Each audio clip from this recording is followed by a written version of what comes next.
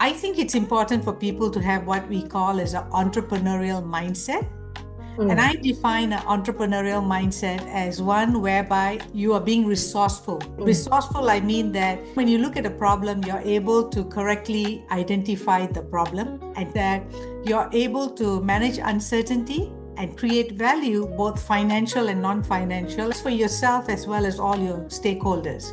mm, So, what you've described as your journey from the US and back to Vietnam, it's mm. obvious that you have an entrepreneurial mindset. I wanted you to share how you're seeing yourself being able to navigate the challenges. I think it's important that people have an entrepreneurial mindset first Mm, before they even consider starting or running a business. mm, And in your case, you jumped in to run this business. And mm. obviously, you have that mindset, but you might not have matched it to some of these characteristics. Okay, so I do want to preface this by saying that I did not start out wanting to become a business owner or a Mm. manager, and sort of put into this position because, for family reasons, uh, circumstances made it sort of conducive to do so. And I found a value in doing so. But my professional background is as a lawyer, which did give me some skills, but I'm not a professional manager. So being a family business owner, you have to wear a lot of hats. I Yeah. give myself a title of COO, but that doesn't really describe what I do. Yeah. And on a daily basis, you have to wear many different hats, and it really depends on what it is that the company needs at that time. So, entrepreneurial mindset to me, at least in my situation, is doing whatever needs to be done. I love that. I can hear in the background, you're open. You're not like, oh, it should be this way or Mhm. it shouldn't be this way, right?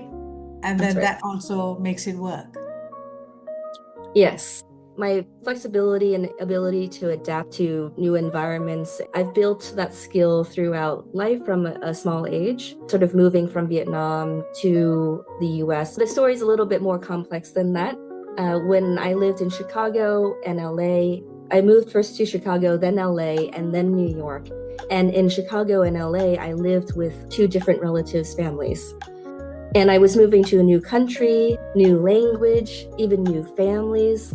And I remember sort of like crying every night by myself and feeling a very sort of profound loneliness because I left everyone and everything that I was familiar with back in Vietnam. And then my mom at that time was in New York.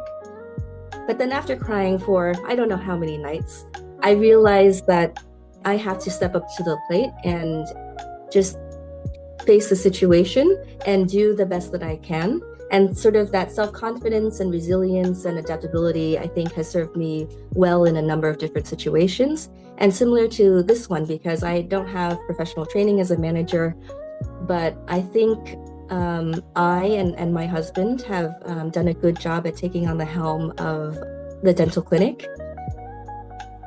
So being flexible and open to ideas and constantly learning, willing to put in the hard work, and willing to do anything that's necessary for the company. So, for example, some of the roles that I've played have been when we opened our District 2 office, I was the District 2 office on site manager. I interviewed everyone that we hired for that office. I oversaw putting in place the processes from reception to the dental assistants to customer care to accounting and all the various pieces, right? And I made sure there was, for example, coffee in the waiting room. Um, Yes. Then also as a marketer, perhaps, or business development, I wear that hat a lot as well. So whatever it is that's required, we do. Well, I think you were too modest to describe yourself as someone who is not professionally trained. So thank you for sharing that.